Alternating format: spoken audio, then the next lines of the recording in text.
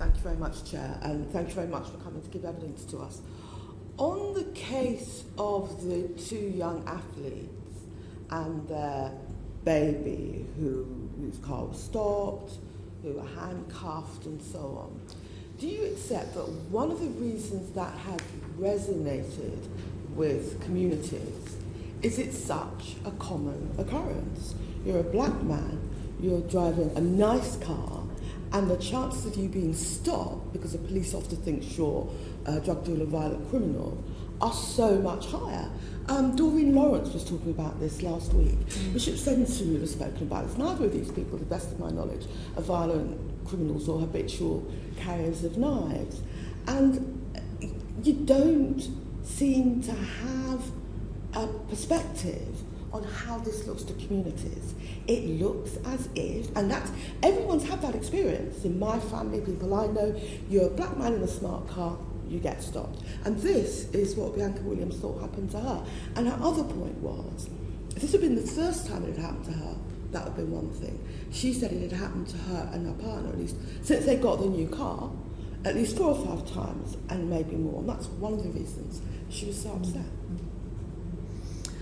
So, we know that the IOPC have been doing a piece of work on stop and search more broadly over the last, I don't know how long, and I will be interested to see whether they tell us anything about repeated stops or perceptions of repeated stops. I will want to know what they're saying about that. I absolutely, what you say is not new to me, of course.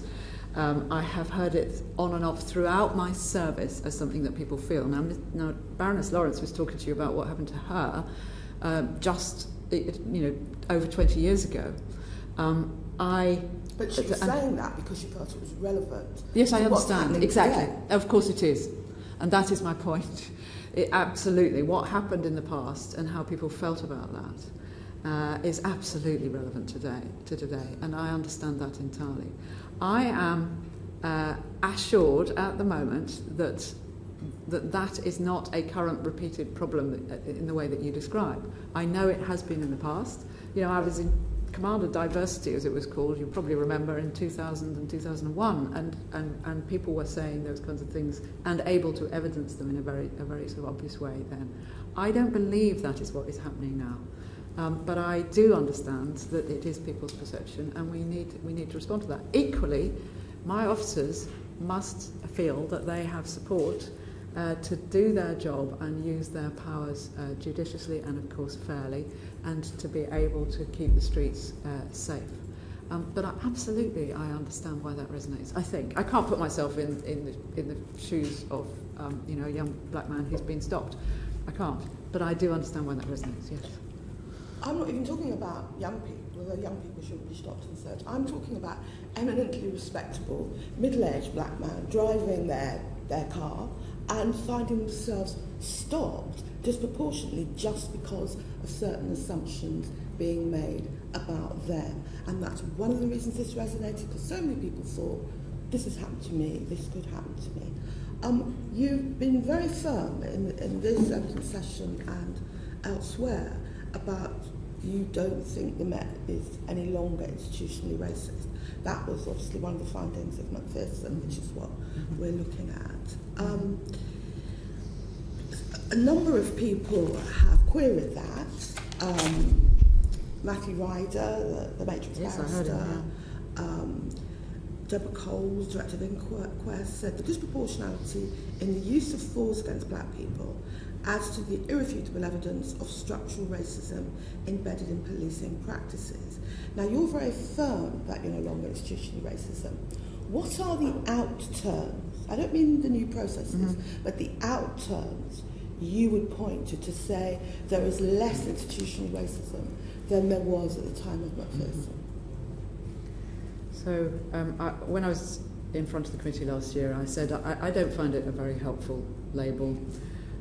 I don't think it applies to us, but other people, of course, are absolutely at liberty to judge us as that. What I want to do is to look at outcomes, to look at the processes, to look at our attitudes, to look at our behaviours, to make sure that we're not ignorant, that we're never prejudiced. And I absolutely accept. I've never suggested that the Met is completely free of bias or discrimination, that there's no racism.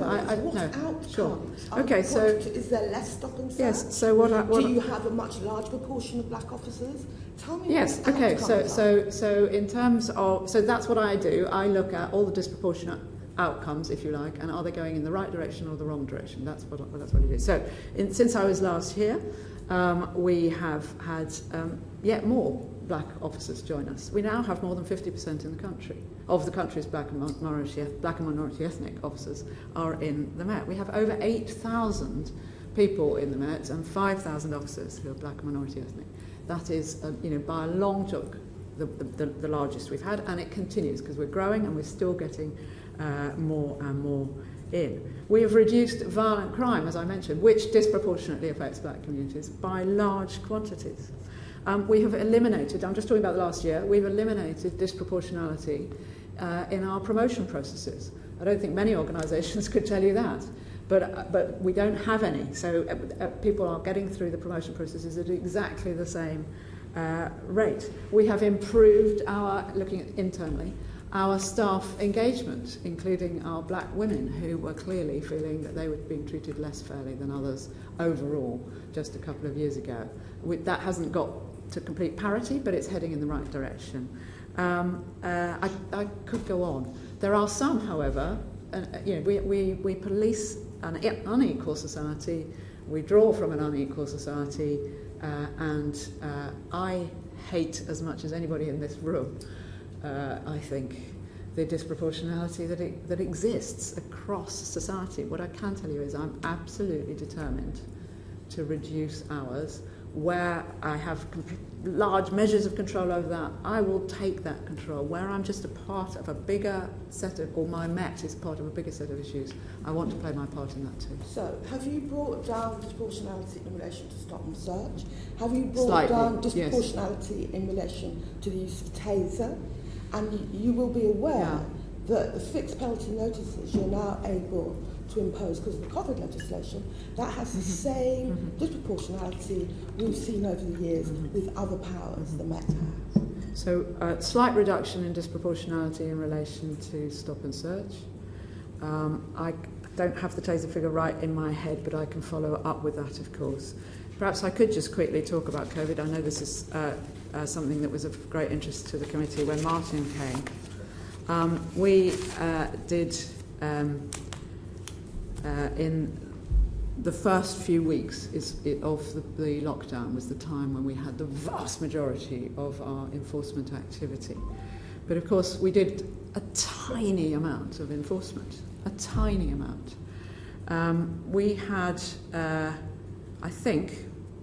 appreciate Martin's been rerunning his figures, but I think we had the fourth lowest per head of population enforcement through FPNs or arrests of any force in the country. We, as you heard from Helen, put officers out everywhere, trying to show, reassurance to people.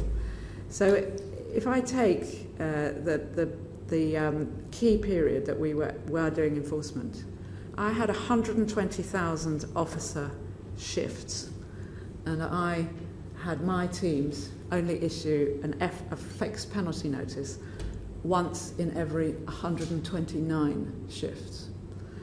We issued some tickets and we arrested some people at the same time as dealing with them for other offences.